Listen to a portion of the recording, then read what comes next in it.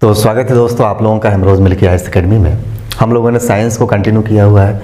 Science में हम लोग बॉटनी पढ़ रहे हैं और बॉटनी में अभी हम लोग फंजाई पे डिस्कशन कर रहे हैं, यानी कवक के बारे में हम लोगों की चर्चा चल रही है। पिछले 2-3 लेक्चरों में हम लोगों ने कवकों के सामान्य लक्षण, उनका एक कॉमन इंट्रोडक्शन, कवकों का रिप्रोडक्शन और उनका न्यूट्रिशन, इतनी चीज़ें हम लोगों ने समझ लिया है और यहाँ से भी प्रश्न पूछे जाते रहे हैं। तो आप लोग अच्छे तरीके से इस नोट्स को तैयार कर लीजिए।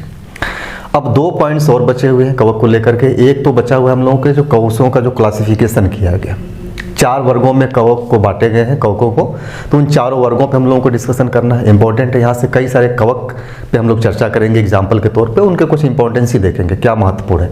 फिर एक पॉइंट्स बचेगा हम लोगों का लास्ट, जो है कि कवकों का इकोनॉमिक इंपॉर्टेंस, यानी कि उनका आर्थिक महत्व, जिसमें लाभदायक कवक और हानिकारक कवक के बारे में हम लोग पढ़ेंगे और यहाँ से भी खूब प्रश्न पूछे जाते रहे। तो कहने का मतलब ये है कि कवक के बारे में हम लोगों ने जितना कुछ भी पढ़ा है सब कुछ महत्वपूर्ण है। कुछ भी ऐसा नहीं है जिसे आप कह सकते हैं कि ये महत्वपूर्ण नहीं है, इसे न पढ़ा जाए। जब हम कंप्लीटली किसी चीज़ को हम लोग पढ़ते हैं तो मकसद ये भी होता है कि उस पूरे टॉपिक पे हमारा कॉन्सेप्ट अच्छा हो। जितना अच्छा कॉन्सेप्ट होगा उतना ही बेहतर हमारी उस टॉपिक को लेकर के मेमोरी होती है। कहते हैं कि जब अवधारणाएँ आपकी क्लियर होती हैं तो कई सारे फैक्ट, तथ्य ऑटोमेटिक अपने आप आपके दिमाग में चला आता है। सिर्फ फैक्ट अगर रटेंगे तो वो मुश्किल होता है रटना, लेकिन जब वो फैक्ट को तथ्यों के साथ आप रटेंगे तो बड़ी आसानी से वो चीज़ें चली आती है। ठीक वैसे ही जब आप सिर्फ सूखी रोटी खाएंगे तो खाना बड़ी मुश्किल होता है, लेकिन उसी सूखी रोटी को जब किसी आप ग्रेवी के साथ खाते हैं, सब्जी के साथ खाते हैं, सालन के साथ खाते हैं, तो वही सूखी रोटी बहुत आसानी से आपके गले में उतर जाती है। ठीक वैसे ही जो कॉन्सेप्ट होता है वो एक सब्जी का काम करता है, ग्रेवी का काम करता है, सालन का काम करता है, जिससे कि आपका फैक्ट आसानी से आपके दिमाग में घुस जाता है। ठीक, तो आज का हम लोगों का टॉपिक है classification of fungi. Classification of fungi, classification of fungi important है ये भी, यानी कवकों का वर्गीकरण, कवकों का वर्गीकरण। कवक को सामान्यतः 4 वर्गों में बांट दिया जाता है। पीछे कुछ लेक्चर हमने नाम भी लिया था, तो अब 4 वर्ग पहले एक जगह लिख लीजिए। तो पहला जो वर्ग है उसे बोलते हैं फाइकोमाइसिटीज, फाइकोमाइसिटीज। दूसरा वर्ग है एस्कोमाइसिटीज, ये सब याद रखना है आपको, इंपॉर्टेंट है ये, एस्कोमाइसिटीज। तीसरा वर्ग है बेसिडियोमाइसिटीज,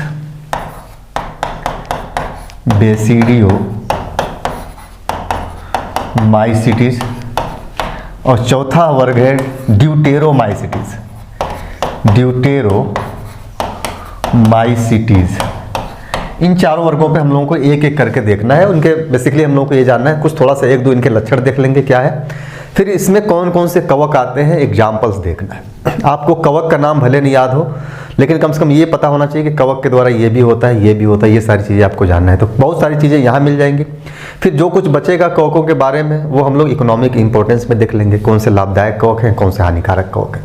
तो ये टॉपिक्स आपका अच्छे तरीके से तैयार हो जाएगा। यहाँ से कहीं से भी प्रश्न पूछेगा, आप इजी वे में हैंडल कर लेंगे। तो पहला हेडिंग डाल लीजिए फाइकोमाइसिटीज। Number 1 phycomycetes.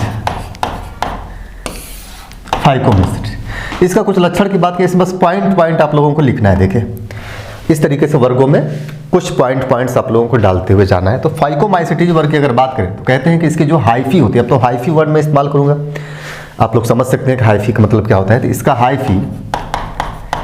हाइफी इसे हिंदी में क्या बोलते हैं, कवक तंतु। हाइफी असेप्टेट होता है, सेप्टेट असेप्टेट आप लोग समझ में आ गया, सेप्टेट असेप्टेट होता है, तथा सीनोसाइटिक होता है या सीनोसिटिक या सीनोसिटिक। मैंने बताया दोनों एक ही है, बस इसको प्रोनाउंस अलग अलग तरीके से करते हैं। हिंदी में, इंग्लिश में जो लिखा हुआ है उसको 2 तरीके से प्रोनाउंस किया जाता है, सीनोसाइटिक या सीनोसिटिक। CY से शायद साई पढ़ लीजिए उसे, चाहे C पढ़ लीजिए, दोनों एक ही होता है। ठीक, तो ये तो समझ गए होंगे असेप्टेड का मतलब क्या होता है, मैंने डिस्कशन किया है। और सिनोसाइटिक या सिनोसिटिक इसका मतलब क्या होता है, ये भी आप अच्छे तरीके से समझ गए होंगे। तो यहाँ पे जितने भी वर्ड मैं इस सब इस्तेमाल करूँगा ये सारी चीज़ों से आप परिचित हैं, अभी ने हमें बार बार बताने की जरूरत नहीं है। तो ये एक लक्षण बेसिकली मुख्य लक्षण इसका यही है। इसमें इसे एल्गल फंजाई भी कहा जाता है, इसे एल्गल फंजाई भी कहा जाता है, ध्यान रखिएगा। यानी कि इसे शैवाली कवक भी कहा जाता है, शैवाली कवक, यहाँ लिख लीजिए एल्गल फंजाई भी कहा जाता है। क्यों कहा जाता है, मैंने पिछले लेक्चर में डिस्कशन किया था जब हम लोग पढ़ रहे थे असेप्टेड के बारे में। तो मैंने बताया असेप्टेड इसमें क्या होता है, केंद्रक, जो सिनोसाइटिक का मतलब बहुकेंद्र की होता है, केंद्रक ज़्यादा होता है। और मैंने बताया था कि शैवालों में जेंथोफाइसी वर्ग के जो एक शैवाल है वाउचेरिया, उसका भी केंद्र क्या होता है, जो है कि बहुकेंद्र की होता है, तो वो भी सिनोसिटिक होता है या सिनोसाइटिक होता है। इसीलिए वाउचेरिया को शैवाली कवक कह दिया जाता है। तो ये फाइकोमाइसिटीज वर्ग के जो शैवाल हैं वो शैवाली कवक भी कहते हैं। इनको कवक की भी क्वालिटी कुछ चीज़ें आ जाती है। बेसिकली दो चीज़ें, असेप्टेड होता है और सिनोसाइटिक होता है, मुख्य रूप से यही सिनोसाइटिक होता है। इस वजह से यहाँ पर ये चीज़ें भी आ जाती है, ध्यान रखिएगा। एक मिनट रुकिए, फ़ोन आ रहा है, इसको मैं बंद कर दूँ। चलिए, हाँ ठीक, इसे शैवाली कवक भी कहा जाता है। यहाँ तक हो गया। आइए, इसे दो वर्गों में विभाजित किया जाता है, इसे दो वर्गों में विभाजित किया जाता है, विभाजित किया जाता है, वेरी इंपॉर्टेंट है। कौन सा वर्ग, एक वर्ग होता है ऊमाइसिटीज, मैंने आप लोगों को लिखाया था ऊमाइसिटीज के बारे में। ऊमाइसिटीज एक होता है जाइगोमाइसिटीज, जाइगोमाइसिटीज, ध्यान रखिए। अब ऊमाइसिटीज के बारे में लिखिए यहाँ पे। जाइगोमाइसिटीज के बारे में 2-3 पॉइंट लिखना है, लेकिन इसके बारे में थोड़ा ज़्यादा लिखना है। पॉइंट्स का मतलब यहाँ पे कुछ एग्जांपल्स हम लोगों को ज़्यादा लिखना है। तो ऊमाइसिटीज को एग फंजाई बोला जाता है, इसे एग फंजाई कहा जाता है, एग फंजाई कहा जाता है। अब बेसिकली यहाँ पे हमें इनके एग्जाम्पल को देखना है। तो ये एग्जाम्पल देखो, ऊमाइसिटीज के जो वर्ग होंगे और जाइगोमाइसिटीज के जो वर्ग होंगे, दोनों मतलब फाइकोमाइसिटीज के ही वर्ग हैं। बस इसे दो भागों में उप शाखाओं में डिवाइड कर दिया जाता है, एक ऊमाइसिटीज, दूसरा जाइगोमाइसिटीज। यह प्रश्न भी पूछा गया है, फाइकोमाइसिटीज को कितने वर्गों में बांटते हैं, दो वर्गों में, दोनों का नाम ध्यान रखिए। तो कुछ एग्जाम्पल, इसे ऊमाइसिटीज का एग्जाम्पल, हालांकि अगर हम चाहते तो ये दोनों वर्ग न लिखा करके सीधे सीधे एग्जाम्पल लिखा देते। यहाँ पे जो एग्जाम्पल आता है, ये दोनों मिला करके एक एग्जाम्पल था कि दोनों क्या है, फाइकोमाइसिटीज वर्ग का ही एक हिस्सा है। लेकिन थोड़ा सा डीप में जाने का मतलब हो गया कि ऊमाइसिटीज को हम लोग समझ लें, जाइगोमाइसिटीज को समझ लें, और दोनों में जो भी कवक आएंगे वो दोनों कवक फाइकोमाइसिटीज वर्ग के एग्जाम्पल के तहत आएंगे। अगर कभी आ गया कि फाइकोमाइसिटीज वर्ग में कौन सा कवक है, और मान लीजिए यहाँ से कोई कवक को एग्जाम्पल उठा के देता है तो वो भी फाइकोमाइसिटीज, यहाँ से कुछ उठा के देगा तो वो भी फाइकोमाइसिटीज वर्ग का ही होगा कवक। तो वो इसमें कुछ एग्जाम्पल, जैसे एक है सेप्रोलेग्निया, मैंने अभी कल ही इसके बारे में बताया है, वेरी इंपॉर्टेंट, सेप्रो, ये सब याद नाम रखें। जो मैं बताऊंगा कि ये चीज़ें, ये कवक आपका नाम याद होना चाहिए, तो आपको एकदम 100% याद ही होना चाहिए। सेप्रोलेग्निया याद होना चाहिए आपको कवक। इससे मैंने क्या बताया, जैसे कौन सा रोग होता है, जब सेप्रोलेग्निया की बात करते हैं तो ये कहाँ पाया जाता है, मछलियों के गलफड़ में, मछलियों के गिल्स में पाया जाता है। इससे क्या, कौन सा रोग होता है मछलियों में, साल्मंड रोग, मछलियों में साल्मंड रोग होता है, साल्मंड रोग होता है, वेरी इंपॉर्टेंट। तो ये आपको याद होना चाहिए, सेप्रोलेग्निया। दूसरा है सिनक्राइटियम, सिन याद आना है, क्राइटियम, सिनक्राइटियम। ये नाम भले याद ना हो, बस ध्यान रखिएगा, सिनक्राइटियम। इससे होता है पोटैटो वार्ट रोग, पोटैटो वार्ट डिसीज या रोग होता है। इसके बाद सिस्टोपन कैंडिडा, सिस्टोपस, हाँ सिस्टोपस होगा, सिस्टोपस कैंडिडा, कैंडिडा। इससे भी एक रोग होता है। अच्छा नाम देखिए, ये सब नाम आपको याद ना हो, कोई दिक्कत नहीं है, बस ध्यान रखिएगा कि कवक द्वारा ही रोग होता है। हालांकि कभी इतना डीप में नहीं जाता है, लेकिन कभी कभी पूछ लेता है कुछ नाम जो आपसे याद हो सके। जैसे मैंने बताया, ये सेप्रोलेग्निया आपको याद होना चाहिए, सिनक्राइडियस ये याद ना हो, कोई दिक्कत नहीं है, सिनक्राइटियम। और सिस्टोपस कैंडिडा ये भी याद हो तो कोई दिक्कत नहीं है, बस इतना ध्यान रखिएगा कि इससे रोग कौन सा होता है। तो इससे रोग होता है सरसों का क्या लिखेंगे, सरसों का सफ़ेद कीट, सरसों का सफ़ेद कीट रोग, इसे बोलते हैं white rust of crucifer, white rust of crucifer, सरसों का सफ़ेद कीट रोग होता है। सिस्टोपस कैंडिडा और सिनक्राइटियम, ठीक 3 हो गया ना। अभी 2-3 एग्जाम्पल और लिखे। एक होता है, चौथा में लिखिए स्केलोरोस्पोरा,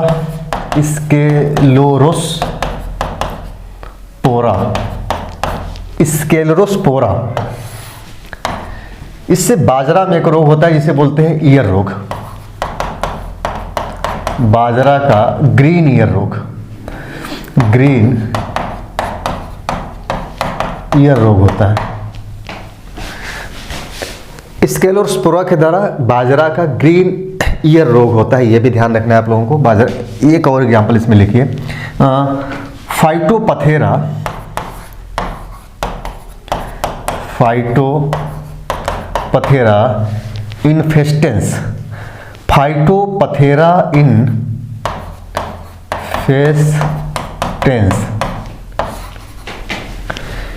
फाइटोपथेरा इन्फेस्टेंस, इससे आलू का उत्तर भावी अंगमारी रोग होता है,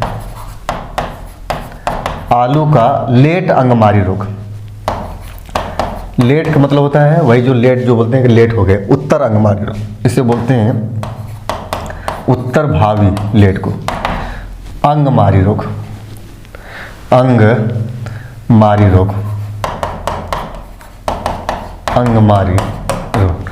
इंग्लिश में बोलते हैं late blight of potato, late blight of potato बोला जाता है, पोटैटो। अच्छा, ये देखिए, इस रोग से जुड़ा हुआ बड़ी मज़ेदार एक किस्सा है कि क्या हुआ था कि इस रोग के कारण आयरलैंड में आलूओं में पूरा महामारी फैल गई।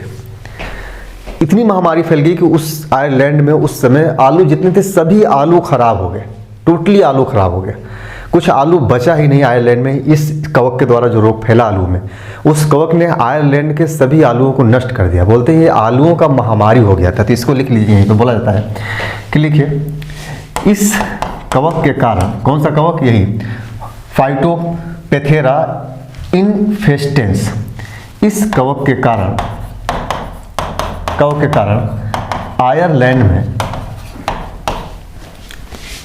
आयरलैंड में अकाल पड़ गया था, अकाल पड़ गया था, जिसे आयरिश फेमाइन कहा जाता है। आयरिश फेमाइन, फेमाइन का मतलब क्या होता है, दुर्भिक्ष। ध्यान रखिएगा, दुर्भिक्ष होता है, दुर्भिक्ष को ही बोलते हैं अकाल, आयरिश फेमाइन कहा जाता है। वेरी इंपॉर्टेंट, ध्यान रखिएगा। कौन सा कवक है ये, फाइटोपथेरा इन्फेस्टेंस, ये नाम याद रखिएगा, फाइटोपथेरा इन्फेस्टेंस। इसके कारण आयरलैंड में आलू पूरे रोग खत्म, इतना रोग फैल गया आलू में कि पूरा दुर्भिक्ष आ गया, कुछ बचा ही नहीं, इसीलिए आयरिश फेमाइन नाम दिया जाता है इसको। ठीक, ये हो गया। एक और एग्जाम्पल लिख लीजिए, कितना हो गया, 5 हो गया ना, छठा। बस एक नाम लिख लीजिए, पाइथियम, पाइथियम, ये भी ऊमाइसिटीज वर्ग का एक कवक है। अब इसके अलावा आइए इसमें हम लोग देख लेते हैं जाइगोमाइसिटीज, कहाँ गया ये। ऊमाइसिटीज में इतने एग्जाम्पल है जिसमें से आपको 2-3 नाम आपको याद ही रखना है। एक जो है कि सेप्रोलेग्निया याद रखना है, सिनक्राइटियम याद रखना है, और लास्ट जो मैंने बताई है फाइटोपथेरा इन्फेस्टेंस, ये भी याद रखना है। ठीक, इतना दिमाग में रखे रहेंगे आपका काम हो जाएगा। कवक के द्वारा खूब रोग फैलाए जाते हैं, हम लोग यहाँ भी पढ़ ले रहे हैं इन सब रोगों के बारे में। जब इकोनॉमिक इम्पोर्टेंस पढ़ेंगे, हानि का जो है कवकों से होने वाली हानियाँ, तो ये सब चीज़ों को छोड़ देंगे, ताकि ऑलरेडी हम लोग यहाँ पे लिख चुके हैं, तो वहाँ कुछ और चीज़ों को देखेंगे। तो ये जो रोग लिखवा रही है, सारे रोग बहुत इंपॉर्टेंट है, आपको बस ध्यान में होना चाहिए कि रोग कवक के द्वारा फैलता है। कभी कभी होता है कुछ रोगों के बारे में पूछ लेता है कि कौन से कवक के द्वारा, हालांकि ये आईएएस में पूछता है कि ये रोग किस कवक के द्वारा फैला। आयरिश फेमाइन के बारे में पूछ चुका है, तो ये ध्यान रखिएगा। आईएएस वगैरह में थोड़ा डीप में जाकर के नाम भी पूछ लेता है, लेकिन पीसीएस में बस सामान्य तौर पे पूछ लेगा। कि आयरिस फेमाइन आलू में जो फैला था, आयरलैंड में जो दुर्भिक्ष पड़ा आलूओं का, तो वो किसके द्वारा हुआ था? कवक के द्वारा, जीवाणु के द्वारा, ऐसे करके पूछ देता है। तो आप तुरंत क्लिक कर जाएंगे कि ये कवक के द्वारा होता है, ये ध्यान रखिए। अब आइए ओमाइसिटीज में, अरे सॉरी जाइगोमाइसिटीज, यहाँ हम लोग बात करते हैं। जाइगोमाइसिटीज की अगर बात करेंगे तो इसका जो एक एग्जाम्पल, दो एग्जाम्पल विशेष तौर पे महत्वपूर्ण इसका, राइजोपस और म्यूकर। एक एग्जाम्पल लिए और एक एग्जाम्पल लिए म्यूकर। जब राइजोपस की बात करते हैं तो यहाँ पे लिख लीजिए, राइजोपस को ब्रेड मोल्ड कहा जाता है, ब्रेड मोल्ड कहा जाता है। इसे ब्लैक ब्रेड मोल्ड भी कहा जाता है, ब्रेड दिख रहा है ना, इसे ब्लैक ब्रेड मोल्ड भी कहा जाता है। देखिए होता क्या है, जो राइजोपस होता है, हमारे जो ब्रेड होते हैं, रोटी वगैरह होते हैं, उस पे पाया जाता है। आप देखते हैं रोटी कुछ दिन रख दीजिए तो काला काला हो जाता है, रोटी ऊपर का हिस्सा काला हो जाता है, इसीलिए वो राइजोपस होता है। काला होने की वजह से उसे ब्लैक ब्रेड मोल्ड कहा जाता है, इस राइजोपस को। और राइजोपस में कहा जाता है कि एक संरचना पाया जाता है, इसे कोलुमेला कहा जाता है। बस यहाँ लिख लीजिए जानकारी के लिए, राइजोपस में एक संरचना कोलुमेला पाया जाता है, कोलुमेला पाया जाता है। ये हो गया फाइकोमाइसिटीज वर्ग, जिसमें राइजोपस आपको याद रखना है, म्यूकर याद रखना है। राइजोपस को क्या बोलते हैं? ब्रेड, जो है कि ब्लैक ब्रेड मोल्ड या ब्रेड मोल्ड भी कह दिया जाता है, इतना आपको ध्यान रखना है यहाँ पे। तो ये हो गया हम लोग का फाइकोमाइसिटीज वर्ग। अब दूसरा आ जाइए, बेसिडियोमाइसिटीज। दूसरा फाइको के बाद एस्को है, सॉरी एस्कोमाइसिटीज, एस्कोमाइसिटीज। लिखिए इसमें इसका सदस्य, इसके सदस्य एक कोशिकी तथा बहुकोशिकी दोनों होते हैं, दोनों होते हैं। एक कोशिकी और बहुकोशिकी दोनों होते हैं। एक कोशिकी मैंने बताया कि कवक में अगर पूछे कि एक कोशिकी कवक कौन है, तो आपको एक एग्जांपल याद रखना है हमेशा, ईस्ट। यही एक कोशिकी कवक है, बाकी जितने कवक हैं वो सब बहुकोशिकी। तो लिख लीजिए एक कोशिकी कवक, एक कोशिकी कवक ईस्ट को कहा जाता है, ईस्ट को कहा जाता है। ईस्ट को एक नाम और मैंने बताया था, दिया जाता है सेक्रोमाइसीज, सेक्रो, ये नाम भी याद रखिएगा आप लोग, सेक्रोमाइसीज कहा जाता है। और इसी में पेनिसिलियम भी आता है, पेनिसिलियम बहुकोशिकी है। यहाँ एक एग्जांपल लिख लीजिए, बहुकोशिकी, बहुकोशिकी कवक पेनिसिलियम, नाम आप लोग सुने होंगे पेनिसिलियम का, जब हम लोग एंटीबायोटिक पढ़ रहे थे, पेनिसिलियम नोटेटम, एंटीबायोटिक जो बना पेनिसिलियम द्वारा, तो कौन सा वर्ग है? एस्कोमाइसिटीज वर्ग का कवक था पेनिसिलियम। अब इसमें कुछ चीज़ें और लिखिए, इनका हाइफी, किसका? एस्कोमाइसिटीज उसका, इनका हाइफी सेप्टेट तथा शाखित होता है, शाखित होता है। शाखित तो समझ रहे होंगे, ब्रांच होते हैं इनके, हाइफी सेप्टेट होता है और ब्रांच पाए जाते हैं। शाखित और शाखित मैंने आप लोगों को लिखवाया था वहाँ पे, जो कोनेडिया के बारे में चर्चा कर रहा था। हाइफी तो ब्रांच होता है। लिखिए इसमें, चूंकि कोनेडिया की बात हो रही है, इसमें शाखित है, तो लिखिए इसमें अलैंगिक जनन, अलैंगिक जनन कोनेडिया द्वारा होता है, कोनेडिया द्वारा होता है। ये भी क्लियर हो गया, मैंने ये सारी चीजें आपको समझा दिया है क्या होता है कोनेडिया। Excuse me. इसमें कोनेडिया क्या होता है, ये सारी चीजें मैंने आप लोगों को बताया है। आप लोग पूरा लेक्चर जब कवक देखेंगे पिछला 2-3 लेक्चर से, तो ये सारी चीज़ें एक एक चीज़ें आपको क्लियर होंगी। इसीलिए जब मैंने ब्रांच बताया तो आप लोग समझ जाएंगे कोनेडिया की बात हो रही। कोनेडिया एक्सोजेनस होता है, बाय होता है और ब्रांच भी होता है, शाखित और शाखित दोनों होता है। एक्सक्यूज मी, कोनेडिया द्वारा होता है, ठीक है। अब आइए कुछ उदाहरण की बात कर लेते हैं, कुछ उदाहरण। तो पहला उदाहरण हम लोग देखते हैं ईस्ट, बहुत ही महत्वपूर्ण उदाहरण है ईस्ट। लिखिए देखिए इसका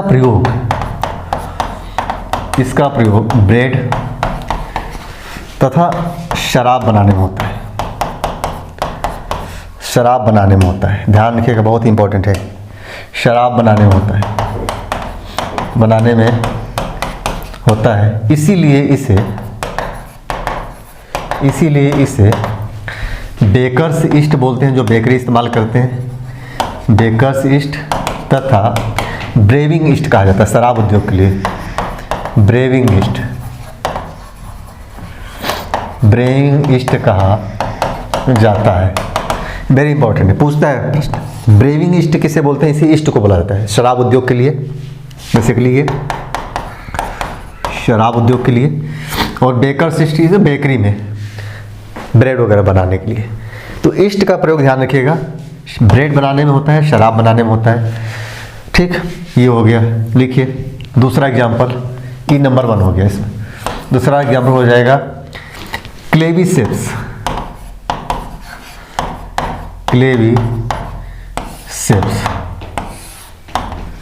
इसका पूरा क्लेविसेप्स परप्यूरिया पूरा लिख लीजिए। Purpurea, Claviceps purpurea.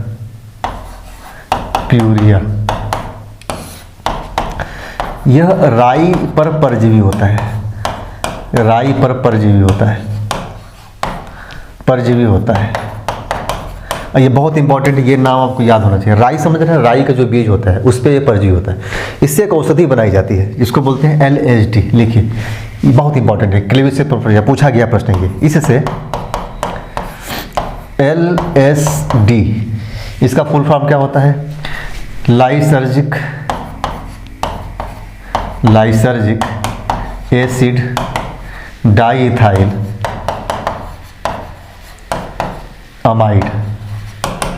Lysergic acid diethyl amide, LSD का फुल फॉर्म। ये प्रश्न फुल फॉर्म भी इसका पूछा गया है। और ये भी पूछा गया है कि LSD है क्या। तो ये क्या है? एक भ्रामक औषधि है LSD। इससे LSD प्राप्त किया जाता है। यह एक भ्रामक जो भ्रम में आपको डालते हैं, नशा वाला भ्रामक को बोलते हैं इंग्लिश में हेलोसिनोजोनिक।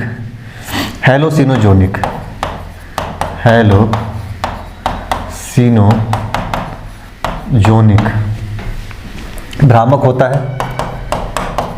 है। इसे LSD 25 के नाम से जो है कि जाना जाता है।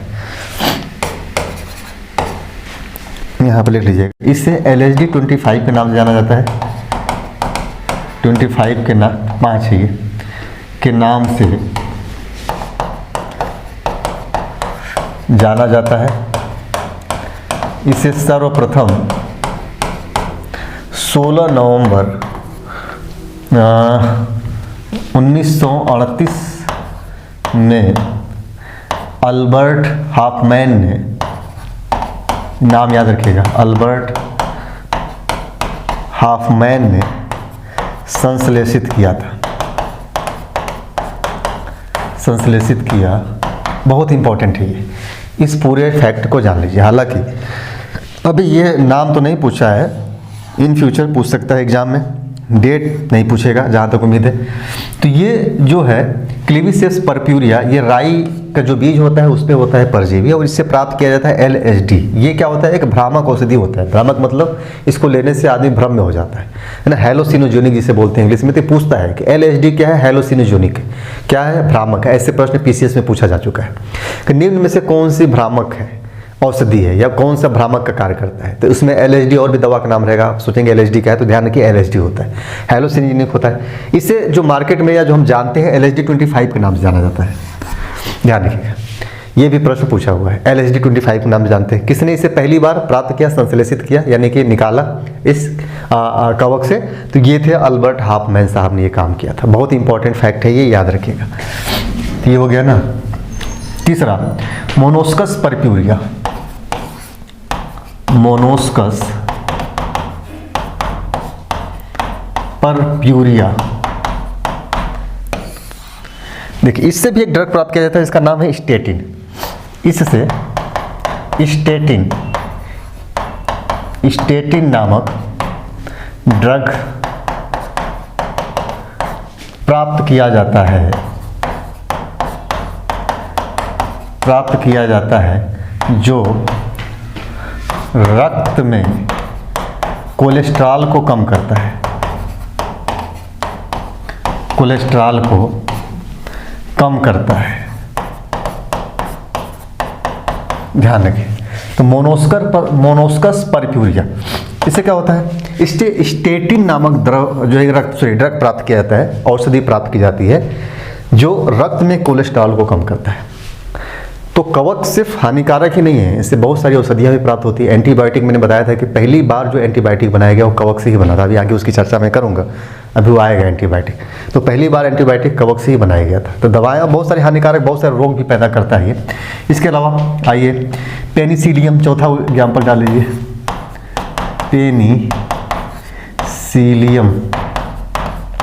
पेनिसिलियम। इसे क्या बोलते हैं, इसे ब्लू मोल्ड या ग्रीन मोल्ड कहा जाता है। मोल्ड का मतलब समझ रहे हैं ना आप लोग, मोल्ड का मतलब होता है फफूंद, हिंदी में बोलते हैं मोल्ड को। देखिए मैं यहाँ पे लिख दे रहा हूँ आप लोग, मोल्ड का मतलब होता है फफूंद, इसको कंफ्यूज मत होइएगा। मोल्ड मतलब होता है फफूंद। आप लोग देखते होंगे कई जगहों पे, जैसे लकड़ियों पे आप लोग देखते होंगे, वहाँ पे जो फफूंद जमता है उसका कलर अलग होता है, कहीं हरा कलर का, कहीं नीले कलर का। रोटी पे आप लोग देखते हैं सफ़ेद कलर का भी होता है, ब्लैक कलर का भी होता है, तो वो होते हैं फफूंद, उसे बुलाता है मोल्ड को। तो ये रोग है। तो इसे पेनिसिलियम को इसे ब्लू मोल्ड भी बोलते हैं, और इसे ब्लू के साथ साथ ग्रीन मोल्ड भी कहा जाता है। देखिए ब्लू मोल्ड या ग्रीन मोल्ड, ध्यान रखिएगा, दोनों होता है। ग्रीन मोल्ड कहा जाता है। तो बस इतना ध्यान रखिएगा आप लोग, पेनिसिलियम, इससे ब्लू मोल्ड या ग्रीन मोल्ड कहा जाता है। बस ये ध्यान रखिएगा, मोल्ड होता है, फफूंद होता है। इसके अलावा पांचवा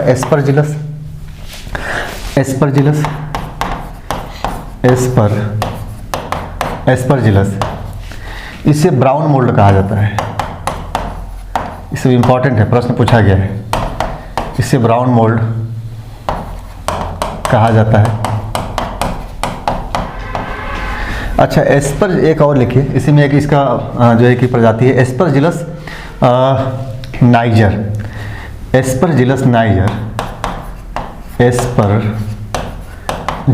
नाइजर को वीड ऑफ लेबोरेटरी कहा जाता है। Weed of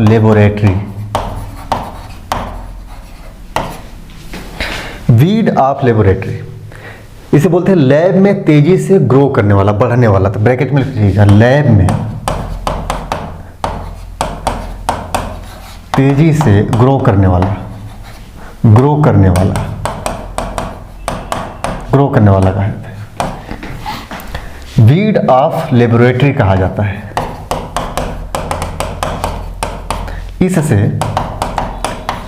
citric acid, important है ये, सिट्रिक एसिड और ऑक्जेलिक एसिड प्राप्त किया जाता है। ऑक्जेलिक एसिड प्राप्त किया जाता है।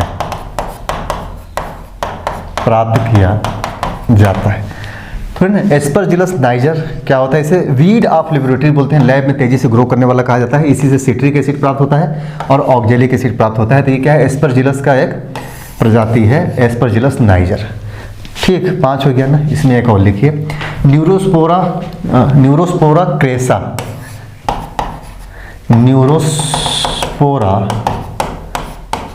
क्रेसा,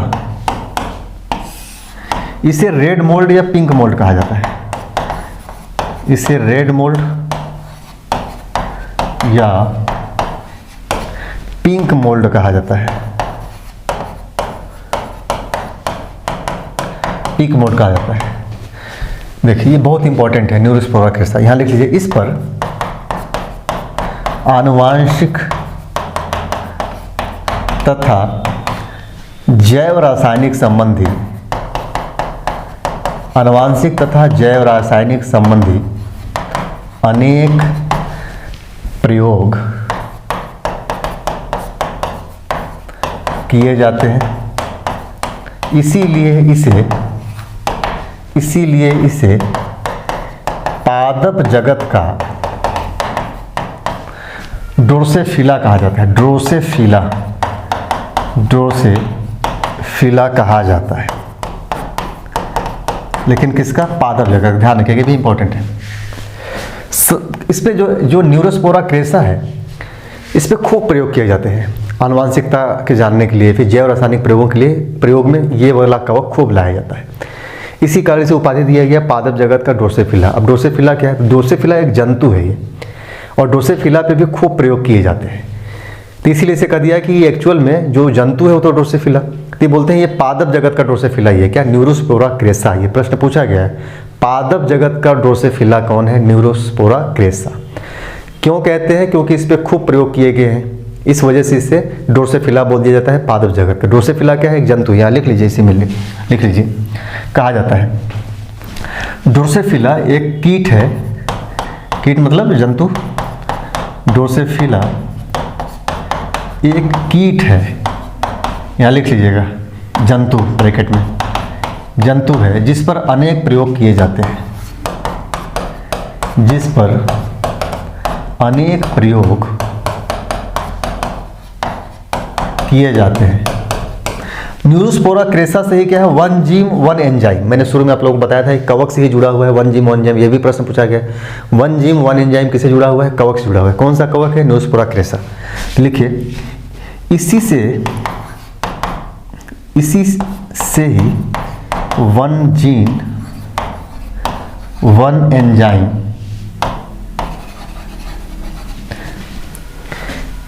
की अवधारणा जुड़ी है, जुड़ी हुई है। कुछ और एक दो लिख लीजिए, है ना? कौन सा नंबर था ये? छठा है ना? सातवां। एक है पेजाइजा। पेजाइजा, इसे कफ फंजाई कहा जाता है। बस ध्यान रखिएगा, इतना इंपॉर्टेंट नहीं है ये, बस कफ फंजाई कहा जाता है। कफ फंजाई कहा जाता है। एक फंजाई है मोरल्स। इसे मोरकेला या गुच्ची GUCCH। गुच्ची एक ब्रांड भी है, क्लॉथ्स की, कपड़े की या जूते की ब्रांड है। तो मोरल्स, इसे मोरकेला भी कहते हैं या गुच्ची भी कहा जाता है।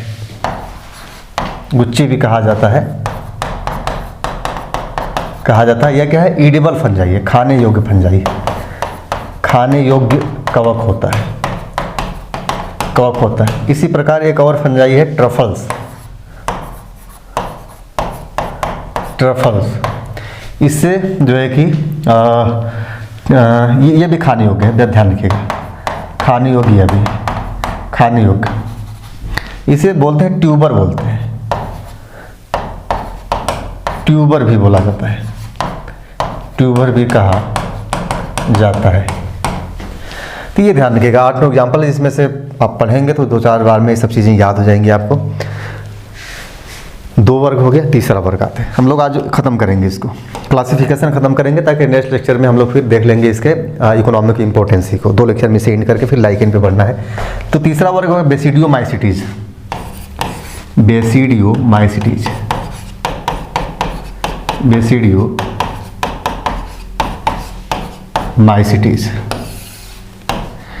इससे क्लब कवक भी कहा जाता है, क्लब फंजाई भी कहा जाता है। सब पॉइंट में लिखते जाइए। और क्या होता है? ये शाखित होते हैं, ब्रांच्ड, शाखित तथा सेप्टेट होते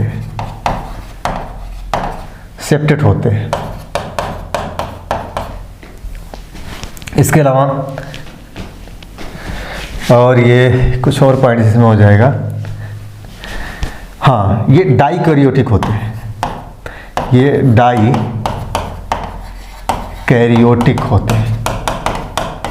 डाइकैरियोटिक मैंने बताया था द्विकेंद्र की, ये भी मैंने बताया आप लोगों को डाइकेंद्र की। और सबसे इंपॉर्टेंट चीज, इसमें लैंगिक जनन नहीं होता, इसमें लैंगिक जनन नहीं पाया जाता, नहीं पाया जाता। वेरी इंपॉर्टेंट है, इसमें लैंगिक जनन नहीं पाया जाता। यह प्रश्न में पूछा गया है। निम्न कवकों के वर्ग में से लैंगिक जनन नहीं होता किसमें? तो ये ध्यान रखिए कि बेसिडियोमाइसीटीज में लैंगिक जनन नहीं पाया जाता। शायद मुझे उम्मीद है या मुझे याद है कि जब मैं लैंगिक जनन पढ़ा रहा था तो मैंने लिखवाया था कि बेसिडियोमाइसीटीज वर्ग को छोड़कर बाकी कवकों में लैंगिक जनन देखने को मिलती है। इसके कुछ एग्जाम्पल हम लोग देख लेते हैं। ऐसे एक है पक्सीनिया, उदाहरण के तौर पर कवक। तो एक कवक इसका उदाहरण है पक्सीनिया, पक्सीनिया। इसे रस्ट फंजाई कहा जाता है, रस्ट फंजाई कहा जाता है। इसका कुछ और प्रजाति जैसे पक्सीनिया ग्रेमिनिस, पक्सीनिया ग्रेमिनिस, ग्रेमिनिस। इससे क्या होता है? पक्सीनिया ग्रेमिनिस ट्रिटिसाई, पूरा लिखिए, पक्सीनिया ग्रेमिनिस ट्रिटिसाई, ट्रिटिसाई। इससे गेहूं में, वेरी इंपॉर्टेंट है ये, गेहूं में ब्लैक रस्ट रोग होता है, ब्लैक रस्ट रोग होता है। एक है पक्सीनिया डिकोंडेटा, पक्सीनिया डिकोंडेटा। इससे होता है ब्राउन रस्ट, ब्राउन रस्ट या लीफ रस्ट रोग होता है, ध्यान रखिए, रोग होता है। एक होता है पक्सीनिया, इंपॉर्टेंट है ये जितना मैं लिखवा रहा हूं, पक्सीनिया स्टीलीफॉर्मेस, पक्सीनिया स्टीलीफॉर्मेस। इससे येलो रस्ट रोग होता है, येलो रस्ट या stripe rust, STRIP, stripe rust रोग होता है। ठीक, तो पक्सीनिया के 3 चीजें ध्यान रखिएगा। पक्सीनिया, इससे रस्ट फंजाई भी कहते हैं क्योंकि रस्ट रोग फैलाता है ये खूब ज़्यादा। तो पक्सीनिया ग्रेमिनिस, इससे गेहूं में ब्लैक रस्ट होता है। फिर पक्सीनिया डिकोंडेटा, इससे ब्राउन रस्ट या लीफ रस्ट रोग होता है। और पक्सीनिया स्टीलीफॉर्मेस, इससे जो है कि येलो रस्ट या स्ट्रीप रस्ट होता है। ठीक, पक्सीनिया स्टीलीफॉर्मेस, तो नाम याद रखिएगा। दूसरा एग्जाम्पल लिख लीजिए, अस्टिलेगो, अस्टिलेगो। इसे स्मट कहा जाता है कि क्योंकि इससे ज़्यादा स्मट रोग होता है, इसे स्मट फंजाई कहा जाता है, स्मट फंजाई कहा जाता है। ध्यान रखिए, स्मट रोग पे SC लूथरा ने बहुत प्रयोग किया था, मतलब खूब अध्ययन किया था, शोध किया था। लिखिए इस पर, किससे? स्मट पर। तो लिखिए स्मट फंजाई कहा जाता है, तो ऐसे लिख लीजिए, इस पर SC लूथरा ने व्यापक शोध किया था, व्यापक शोध किया था जाने के। इससे लूज स्मट और कवर्ड स्मट रोग होता है। इसमें देखिए अस्टिलेगो टिटिसाई, अस्टिलेगो इसकी प्रजाति है, अस्टिलेगो टिटिसाई। इससे क्या होता है? लूज स्मट रोग होता है, ये ध्यान रखिएगा, लूज स्मट रोग होता है, लूज स्मट रोग होता है। फिर एक होता है अस्टिलेगो हार्डेई, अस्टिलेगो हार्डेई, अस्टिलेगो हार्डेई। इससे कवर्ड स्मट रोग होता है, कवर्ड स्मट रोग। ये जो कवर्ड स्मट रोग होता है जौ में होता है, ध्यान रखिएगा। और ये जो लूज स्मट रोग होता है ये गेहूं में होता है, ये ध्यान रखिएगा। तो लूज स्मट ऑफ व्हीट इसे बोलते हैं। ये गेहूं में होता है, ये जौ में होता है, बार्ले में होता है, ये व्हीट में होता है। क्लियर है यहाँ तक? गीथी जी क्लियर हो गया यहाँ?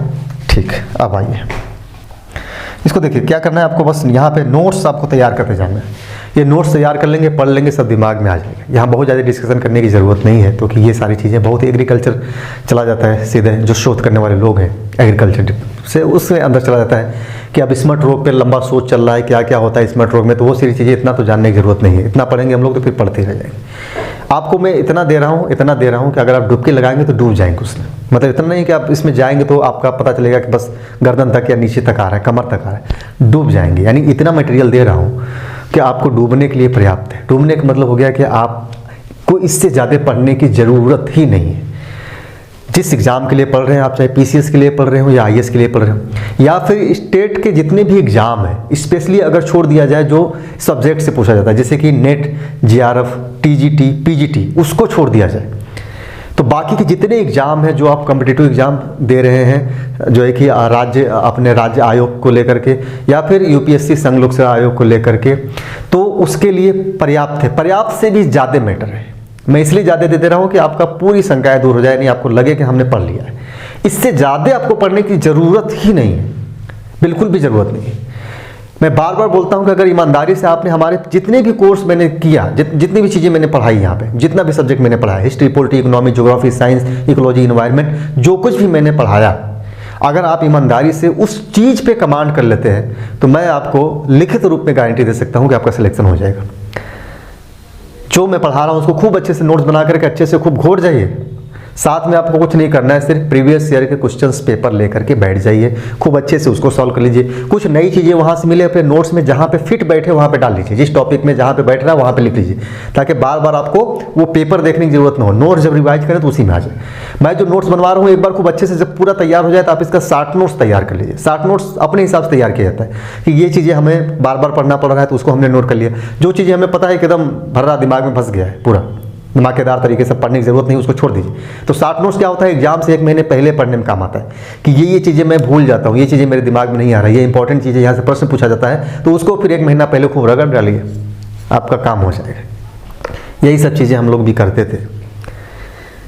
60 नोट्स तैयार करना, पढ़ना है, जब भी पढ़ना है तो लिख के ही पढ़ना है, एक एक चीज़। क्योंकि सिविल सर्विसेज के अकॉर्डिंग मैं पढ़ा रहा हूँ, इस वजह से मुझे बहुत सारी चीज़ें लिखा करके पढ़ाना होता है, ताकि आपको मेंस भी देना है। तो लिखने के दौरान आपकी शैली भी डेवलप होती है, धीरे धीरे चीज़ें, बहुत सारी चीज़ें होती हैं। और अगर आपको मान लीजिए पीसीएस नहीं दे रहे हैं, आप कोई वनडे एग्जाम भी दे रहे हैं ना, तब भी आपको लिख करके पढ़ने में ही फायदा था कि दिमाग में ज़्यादा समय तक रहेगा, अदरवाइज वो दिमाग से निकल जाएगा। इसलिए मैं बार बार बोलता हूँ कि पढ़िए, मेरे साथ थोड़ा मेहनत करिए। आप लोगों को लगता है मैं 1 घंटे में आपका अगर क्लास ले रहा हूँ 50 मिनट का, तो वो क्लास मुझे तैयार करने में कितना समय लगता होगा? आप लोग 50 मिनट की क्लास को लिखने में कितना टाइम आपको लगता होगा? आप इसका जितना समय लगता है उससे 5 गुना एक्स्ट्रा मेहनत मेरी होती है।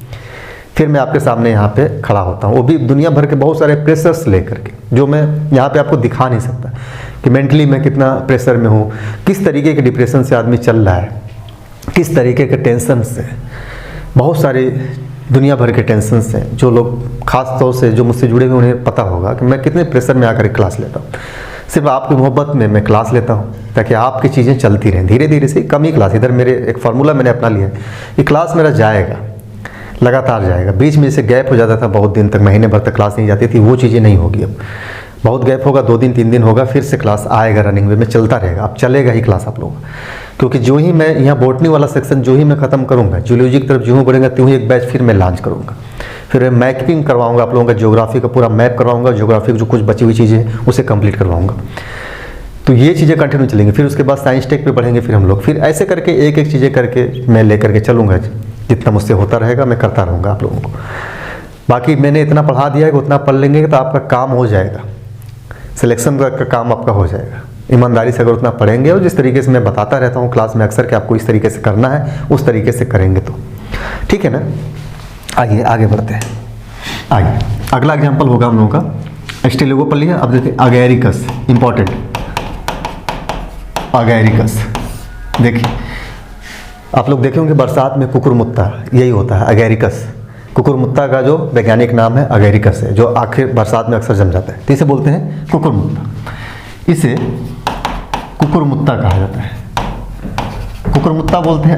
सामान्यतः पता नहीं ऐसा होता है कि नहीं होता, मुझे नहीं पता, लेकिन लोग कहते हैं कि जहाँ पे कुत्ता पेशाब कर देता है, मुँह देता है, वहीं पे जम जाता है कुकुरमुत्ता, जो मशरूम बेसिकली मशरूम होता है, मशरूम की तरह मैंने बताया, इसी को कुकुरमुत्ता बोलते हैं। मशरूम भी कहा जाता है इसे, यही होता है मशरूम। मशरूम भी कहा जाता है।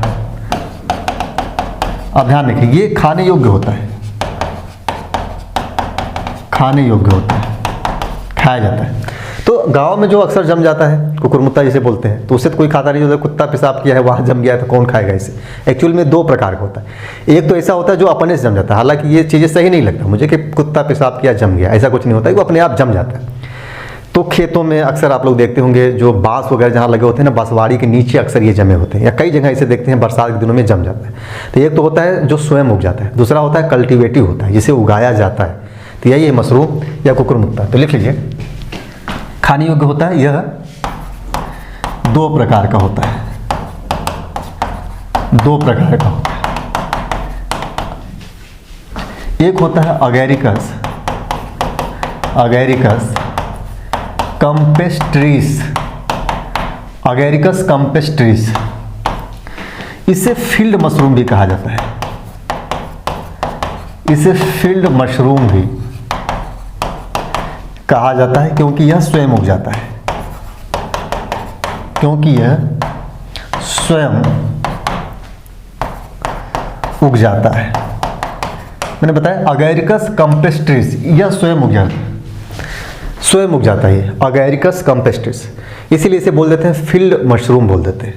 जैसे मैंने अभी एग्जांपल दिया, जैसे सामान्यतः कुकुरमुत्ता जिसे हम बोलते हैं, तो यही है एक्चुअल में, कुकुरमुत्ता यही है जिसे हम लोग बोलते हैं कुकुरमुत्ता। बाकी जो उगाया जाता है उसे हम लोग कुकुरमुत्ता नहीं बोलते, उसे बोलते हैं हम लोग ये मशरूम है। तो ये लिखिए, वास्तविक कुकुरमुत्ता यही है, वास्तविक कुकुरमुत्ता। इसी को लेकर के यह उदाहरण है, कुत्ता जहाँ पेशाब कर दिया वहाँ पे जम जाता है बरसात के दिनों में कुकुरमुत्ता। ये दूसरा होता है अगैरिकस बाइस्पोरस, अगैरिकस बाइस्पोरस, बाइस्पोरस। इसे कल्टीवेटिव मशरूम कहा जाता है, कल्टीवेटिव मशरूम, है ना, कल्टीवेटिव मशरूम। क्यों कहा जाता है? क्योंकि यह स्वयं नहीं उगता, स्वयं नहीं उगता, बल्कि इसे उगाया जाता है, उगाया जाता है। लेकिन ध्यान रखिए, जब खाने की बात करते हैं तो खाने योग्य दोनों होता है, ये भी खाने योग्य होता है, ये भी खाने योग्य होता है। ब्रैकेट में लिख लीजिए, दोनों प्रकार के मशरूम खाने योग्य हैं, दोनों प्रकार के मशरूम खाने योग्य होता है, खाने योग्य होता है। ध्यान रखिए, कल्टीवेटिव मशरूम दोनों एडिबल मशरूम होता है, ये भी खा सकते हैं जो कल्टीवेटिव, वो भी, और जो स्वयं अपने से उग जाता है उसे भी बोलते हैं हम लोग। तो दोनों खाया जाता है, ध्यान रखिएगा, फील्ड मशरूम और कल्टीवेटिव दोनों खाया जाता है। अच्छा, एक है एगैरिस, एक मशरूम और है जिससे एक दवा प्राप्त किया जाता है, अगैरिकस, अगैरिकस, इसे ब्रैकेट में लिख लीजिएगा, अगैरिकस साइलोसाइव, साइलोसाइव, अगैरिकस साइलोसाइव, ध्यान रखिएगा, वेरी इंपॉर्टेंट है। इससे एक औषधि प्राप्त होती है, ड्रग प्राप्त होती है, जिसे साइलोसिन बोलते हैं। लिखिए, इससे साइलोसिन नामक औषधि या ड्रग प्राप्त किया जाता है, प्राप्त किया जाता है, जो एक हेलोसिनोजेनिक होता है, हेलोसिनोजेनिक, क्या बोलते हैं? भ्रामक, इसको बोलते हैं भ्रामक, भ्रामक होता है, भ्रामक होता है। या भ्रामक को कई बार विभ्रामक भी बोला जाता है, ध्यान रखिएगा, विभ्रामक, जो एक हेलोसिनोजेनिक होता है। ठीक, तीसरे आप एक ब्रैकेट में लिख लीजिएगा। ठीक, ये हो गया ना, चौथा लिखवा। अब इसमें एक अलग एग्जाम्पल होगा कवक का हम लोगों का, एमानीटा, एमानीटा फेलोइड, एमानीटा फेलोइड। ये भी एक मशरूम है, लेकिन ये एडिबल नहीं होता, ये जहरीला मशरूम होता है। तो लिखिए यह जहरीला मशरूम होता है, जहरीला मशरूम होता है, जहरीला मशरूम होता है। इसे डेथ चेयर बोलते हैं, डेथ चेयर या डेथ कप या death Caesar mushroom, Caesar, death Caesar mushroom कहते हैं, डेथ सीजर मशरूम कहा जाता है। क्लाडियस सीजर, आप लोग पढ़े होंगे कहानी क्लाडियस सीजर के बारे में। कहते हैं कि क्लाडियस सीजर अपने चेयर पे बैठा हुआ था और इसकी पत्नी इसी मशरूम को पीस करके ले जा करके उसको पिला देती है। जब पिला देती है तो उस चेयर पे बैठे बैठे ही क्लाडियस सीजर की मृत्यु हो जाती है, इसीलिए इसे डेथ चेयर कहते हैं। कप में पिलाई थी, इस वजह से डेथ कप कहा जाता है। सीजर को पिलाई थी, इसी वजह से डेथ सीजर मशरूम भी कह दिया जाता है। तो ये भी बहुत इंपॉर्टेंट है, आप नाम रखिएगा। एमानीटा फेलोइड मशरूम कहा जाता है। ठीक, डेथ सीजर मशरूम कहते हैं। इसको सीजर मशरूम भी बोल देते हैं, ये भी ध्यान रखिएगा, सीजर मशरूम भी कहा जाता है। थोड़ा सा इसमें ध्यान रखिएगा, इसमें अल्फा एमानिटिन नामक जहर होता है, इसमें अल्फा एमानिटिन नामक जहर होता है। इसी प्रकार एक जहर है एमानीटा मस्केरिया, ये भी जहरीला मशरूम है, एमानीटा मस्केरिया, यह भी क्या है, यह भी लिख लीजिएगा, यह भी जहरीला मशरूम है, जहरीला मशरूम है। जहरीले मशरूम को समानता कुछ पॉइंट रख लीजिए। जहरीले मशरूम को टोड स्टूल कहा जाता है, टोड स्टूल कहा जाता है। कुछ और एग्जाम्पल लिख लीजिए मशरूमों के। एक होता है नीडुलेरिया, नीडुलेरिया ये भी मशरूम है, इसे बोलते हैं बर्ड नेस्ट फंजाई, चिड़िया के घोंसले में पाया जाता है। ये बर्ड नेस्ट फंजाई कहा जाता है।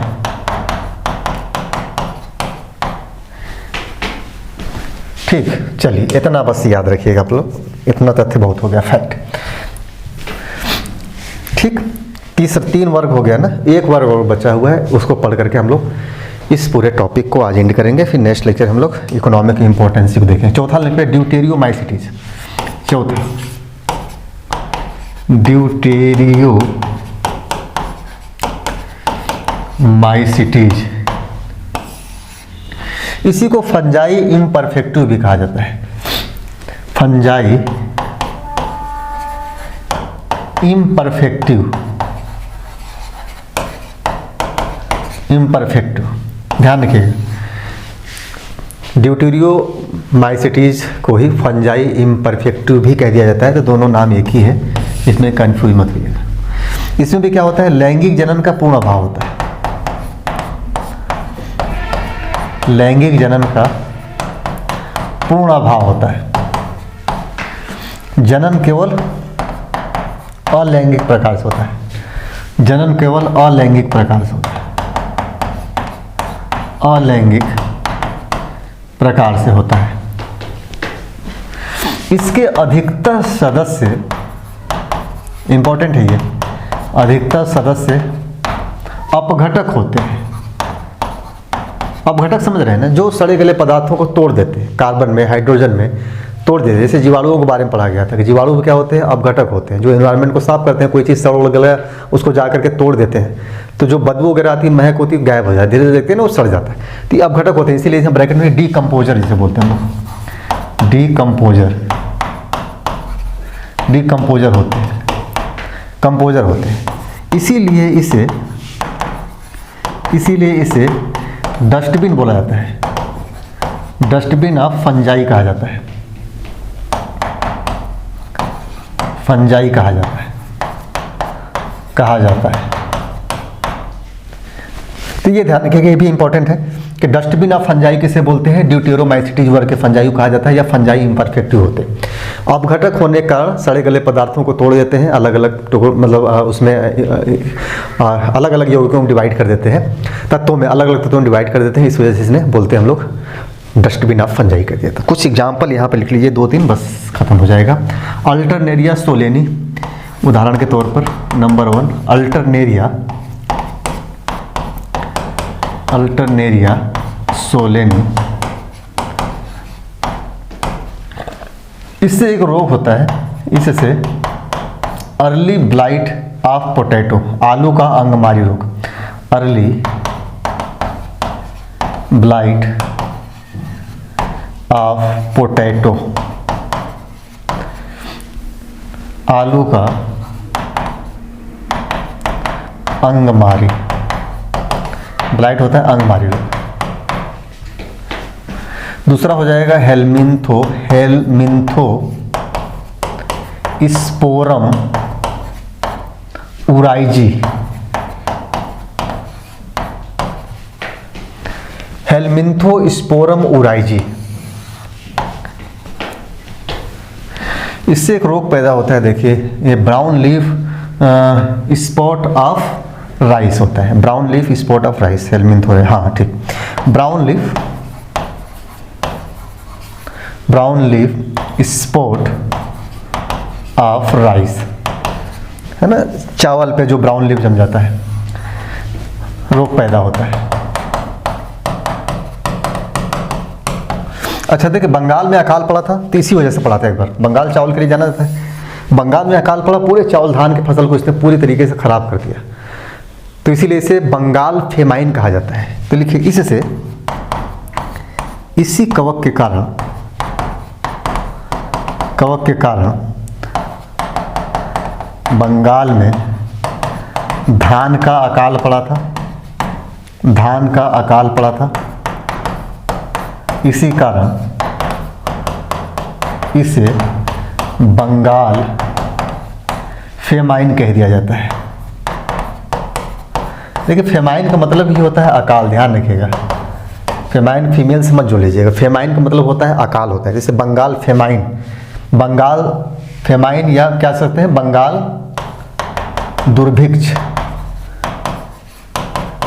दुर्भिक्ष या अकाल, बंगाल फेमाइन कहा जाता है। 2 हो गया ना। तीसरा लिखिए, सर्कोस्पोरा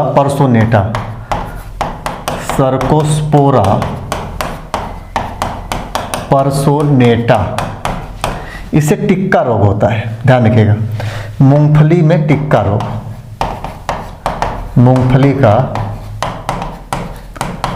टिक्का रोग होता है इससे, ठीक। बस ये 3 याद रखिएगा। तो ये हो गया हम लोगों का कवकों का क्लासिफिकेशन। हालांकि इतने डीप में जा करके कोई पढ़ाता नहीं है कि आपको कवकों का क्लासिफिकेशन, खासतौर से सिविल सर्विस नहीं पढ़ाते हैं लोग। बाकी टीजीटी पीजीटी वाले जो लोग हैं तो भाई वहाँ तो पढ़ना ज़रूरी होता है, जो बायोलॉजी से जिसको करना है, पीजीटी देना है या नेट JRF देना है, तो वो तो अलग चीज़ है। सिविल सर्विस के लिए उतना डीप में नहीं जाते हैं, लेकिन यहाँ से प्रश्न पूछता है, तो इस वजह से हम लोगों की सब सारी चीज़ें पढ़नी है। यही कारण है कि हमारी क्लास थोड़ा सा लंबी होती है, लेकिन फिर भी इतना भरोसा आप रख सकते हैं कि एक बार पढ़ने के बाद फिर आप निश्चिंत हो जाएंगे, आप अपने पैरों पर खड़े हो जाएंगे। फिर बैसाखी की ज़रूरत नहीं होगी कि किसी कोचिंग में जा करके, किसी भी कोचिंग में, दुनिया के किसी भी कोचिंग में आपको ज़रूरत नहीं पड़ेगी कि आप जा करके एडमिशन लीजिए, पढ़िए, आपका काम हो जाएगा, सिलेक्शन हो जाएगा, पर्याप्त है। हालांकि आजकल बहुत सारी चीज़ें, फालतू चीज़ें भी लोग बताते हैं, सिर्फ इसलिए कि ये चीज़ें देख करके आप जो है कि जाएंगे एडमिशन लेंगे, तो वो सारी चीज़ें करने की ज़रूरत नहीं है। काम पर पढ़ेंगे, सिलेक्शन हो जाएगा। जा करके आप देखिए, दिल्ली में लड़के जो पढ़ते हैं, जो सिलेक्टेड लड़के हैं जिनका सिलेक्शन होने वाला है, बहुत ही लिमिटेड संसाधन में पढ़ते हैं, बहुत ज़्यादा ऐसा नहीं कि 500 किताबें रखे हुए पढ़ रहे हैं, क्योंकि पढ़ना है ना, पढ़ करके उसको एग्जॉर करना है, लिखना है, बहुत सारी चीज़ें प्रैक्टिस करना है, क्वेश्चन आंसर, दुनिया भर की चीज़ें करनी है। जब हम ढेर सारी किताबें ही पढ़ेंगे तो फिर ये क्या कर पाएंगे, नहीं कर पाएंगे, जाहिर सी बात है। इसलिए दिल्ली में लड़कों को देखेंगे, उनके पास सिर्फ नोट्स होते हैं, किताबें बहुत कम होती हैं। नोट्स पे फोकस करते हैं, वहीं से सिलेक्शन उनका होता है, वहीं से डेवलप होता है उनका माइंड, और बाकी करेंट अफेयर वगैरह चीज़ें लेकर के चलते रहते हैं। तो चलिए फिर मिलते हैं हम लोग नेक्स्ट लेक्चर में। कोशिश करेंगे कि एक लेक्चर में हम लोग कवकों का जो इकोनॉमिक इम्पोर्टेंसी है उसे संभाल लिया जाए। फिर हम लोग लाइकेन एक लेक्चर में उम्मीद है हो जाएगा, फिर आगे बढ़ा जाएगा ब्रायोफाइटा और टेरिडोफाइटा। तो ठीक है।